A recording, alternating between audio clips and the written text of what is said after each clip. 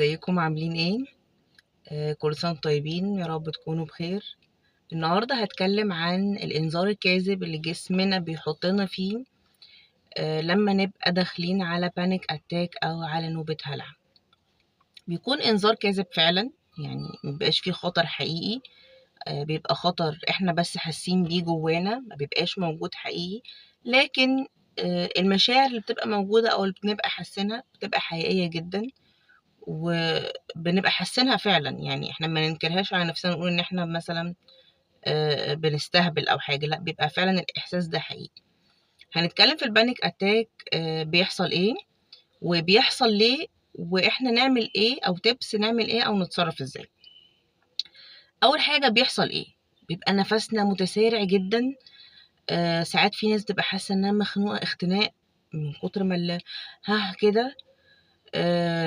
بيبقى فيه تعرق، بيبقى فيه ساعات رعشة، بيبقى فيه تنميل، طبعا ضربات قلب متسارعة جدا. في ناس بتبقى حاسة انها خلاص هتموت.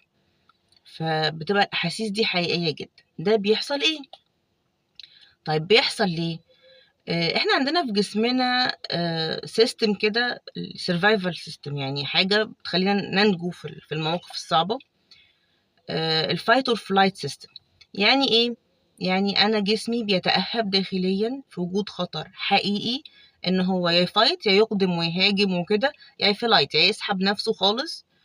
وفي الحالتين انا جسمي محتاج طاقة، محتاج ان الدم يجري بسرعة للعضلات، فالنفس هيزيد وضربات القلب هتزيد وهكذا. يبقى في ادرينالين كتير في الجسم علشان يأهلني ان انا يا هفايت يا هواجه في الموقف، يا هنسحب بالهروب، يا هفلايت. النظام ده بيشتغل في وجود الخطر الحقيقي. زي ما اتكلمنا في نوبة الهلع، النظام ده بيشتغل بس يعني وفقا زي ما قلنا الإنذار خاطئ.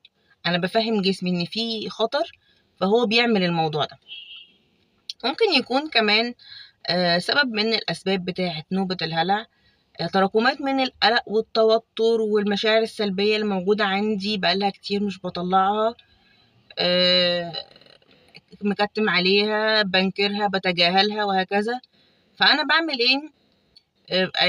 الوانس الموقف اللي طلع لي البانيك اتاك ده بيبقى زي القشه كده التي قسمت ظهر البعير، زي ما بيقولوا. فبيبقى ايه؟ هو موقف جاب كل اللي فات وخلاص. يعني انا دلوقتي انا في البانيك ده بناء على تراكمات فات. كمان في حاجه بتسبب البانيك، هي ان الواحد بيتريجر او بيستجلب مثلا موقف مشابه للموقف اللي هو فيه، بس الموقف اللي فات كان بالنسبة له موقف مخيف. سواء كان ممكن يكون الخوف اللي جوه الموقف حقيقي أو خوف شرطي.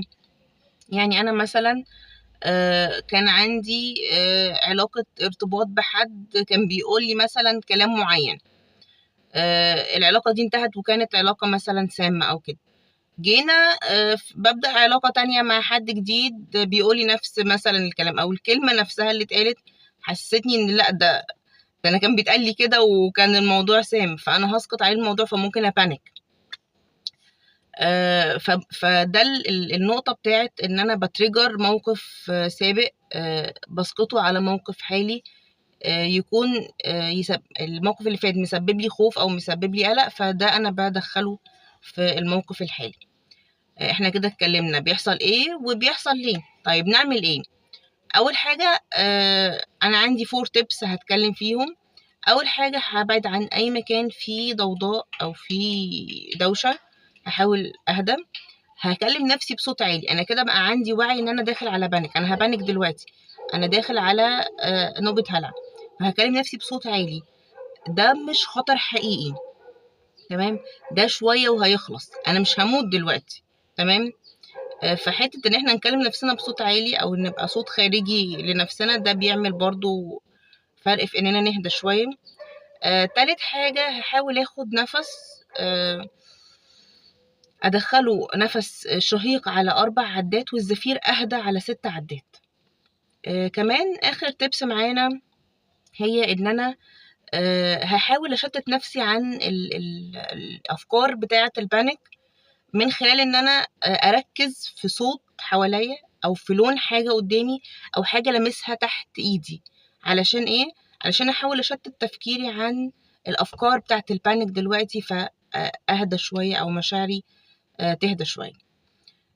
ده باختصار كده الpanic attack بيحصل فيها إيه والدنيا إزاي ونتعامل إزاي، ودمتم بخير وأشوفكم في فيديو جديد إن شاء الله.